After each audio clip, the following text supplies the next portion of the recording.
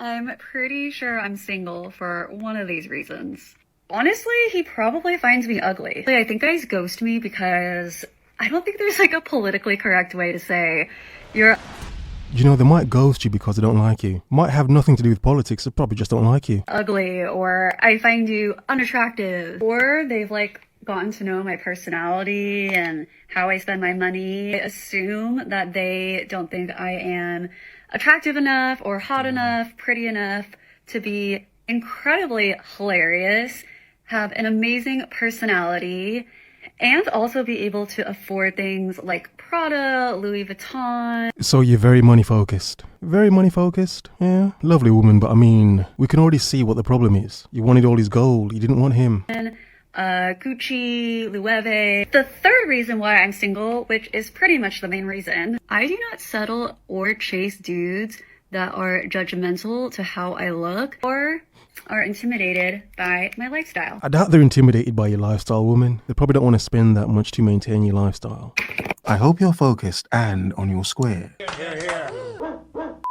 There's literally nothing anyone can ever do to make me question my worth because I am literally my dream girl. So you're your own dream girl. I mean, that's good. I mean, you're not any man's, are you? Lovely woman, but I mean, at least it's a guarantee of a dream girl, isn't it, when you're your own? Because no man may see you as such. I wake up every single day and I'm like, this is exactly who I want to be.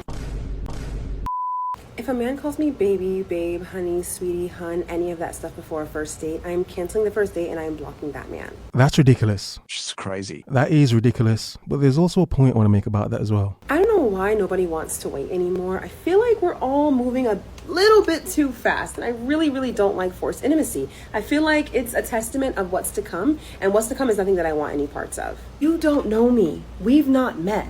There's no way I'm your baby. And half the time, when men use that terminology, it's usually in a patronizing way, like, sweetie, I know what I'm talking about.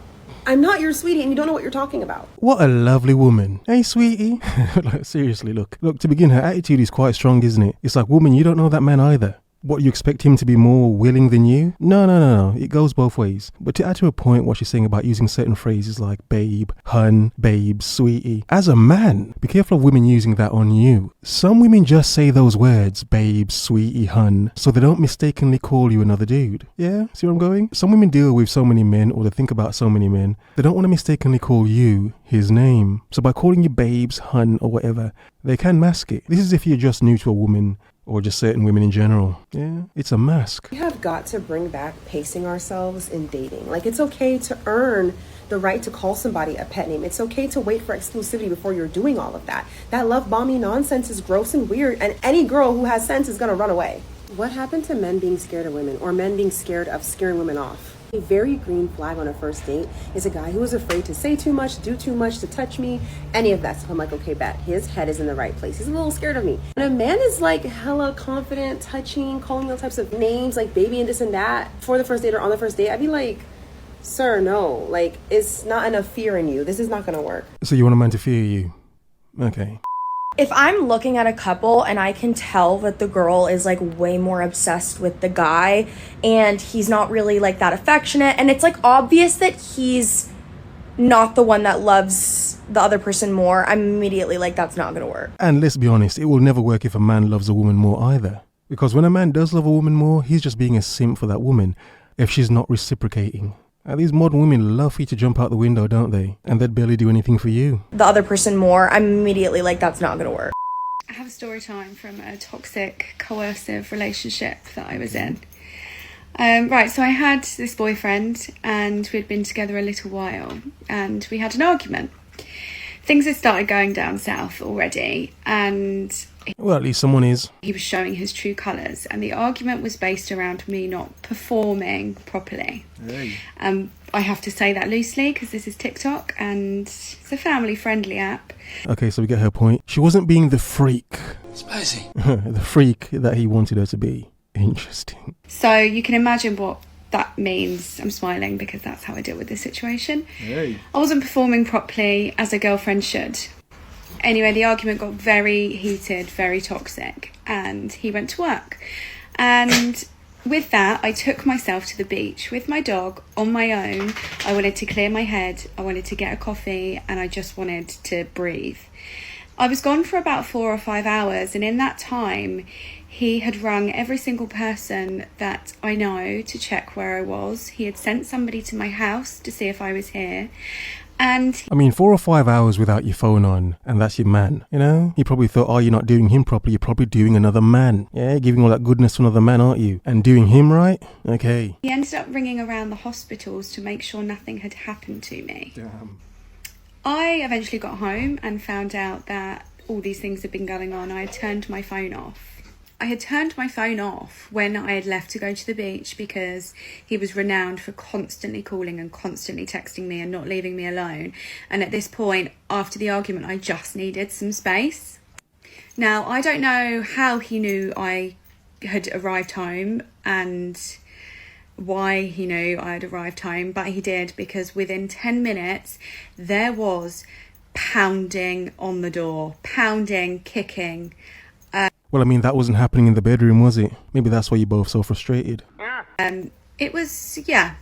It was dramatic and very over the top. So I've opened the door and he has shot in, and I am not kidding when I say he checked every single cupboard, every single drawer. He went outside, he went upstairs, and I just said, what are you looking for? What are you looking for? The man. And he was like, you've got someone else here. I know you've got someone else here.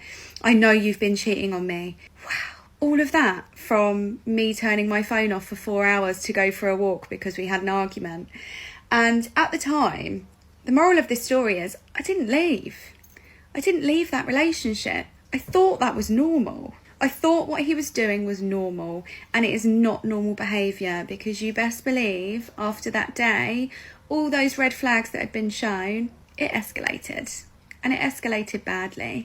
Well, I'm definitely going to get some hate for this one, but sure, why not?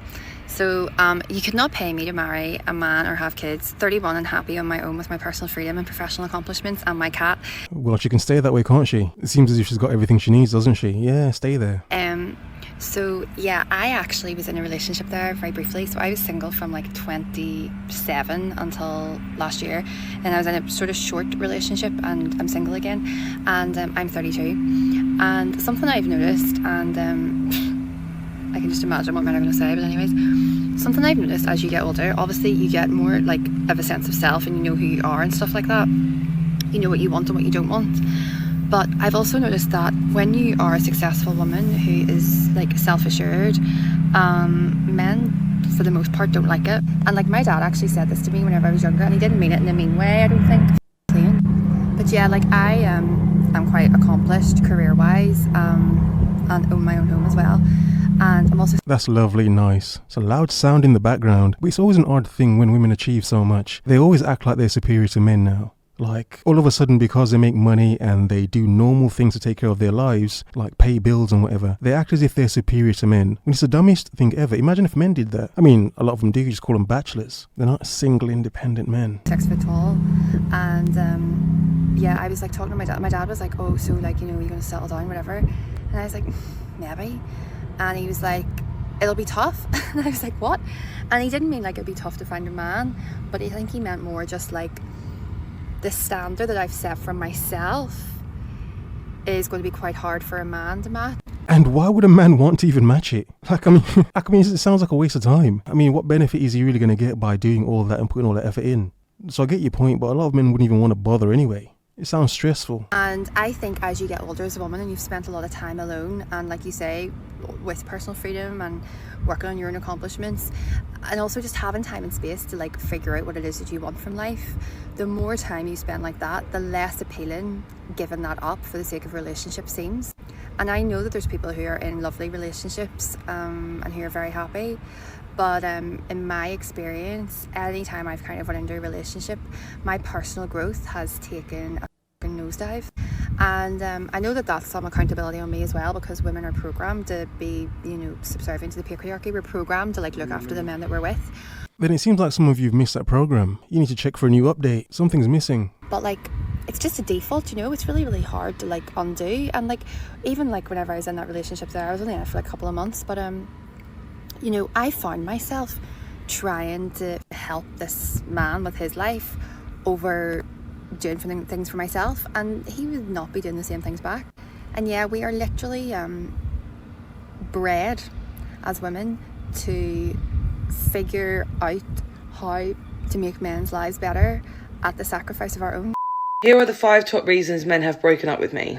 Number 1, because I wouldn't stop talking about conspiracy theories. You're an alien girly pop. 3-eye Atlas. Comet? I don't think it's a comet, whatever. Or an alien ship. Oh, interesting. Have you been talking about that? Aliens? Yeah. By the way, pandas aren't real. What? Number 2, because I lied about being Spanish. No offence, but I can make banging tacos and the pussy's still good. Really? Although I shouldn't have carried it on for 2 years, and the backstory to it was absolutely unreal. I was in my psychotic alcohol era. Number 3, because I unassembled all of the IKEA furniture in his flat. In my defense. Yeah, I don't blame him. Already you've displayed and said things that make you seem quite dumpable. Very easily. That man doesn't have to think twice. And by the way, this is not a great defence. Ladies, I know you'll have my back. He had ignored me for several hours. And a bitch got bored. Number 4, and I'm coming outside because I don't want my kids to judge me and let this be a part of their therapy as they get older. It's okay, we'll judge you. I thought he cheated on me, so I created a fake text from the NHS telling me that I had gonorrhea. And instead of just sending it to him, I accidentally sent it to the family group chat. And then tried to downplay it, being like, lol, jokes. But nobody said lol, and we split up pretty shortly after that. And 5, because I pretended to drop a 10 kilogram weight on my foot so he would take me to A&E and miss a night out. It was part of the same mischievous era that had me pretending I was part of the Spanish cartel. Wasn't the same guy though, no, because it was also my hoe phase.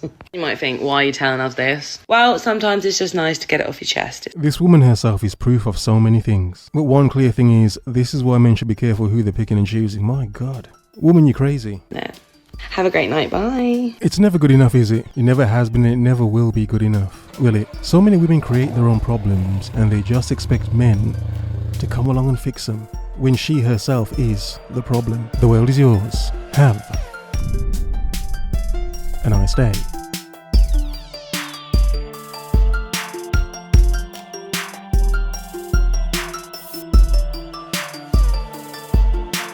Ladies, I know you'll have my back.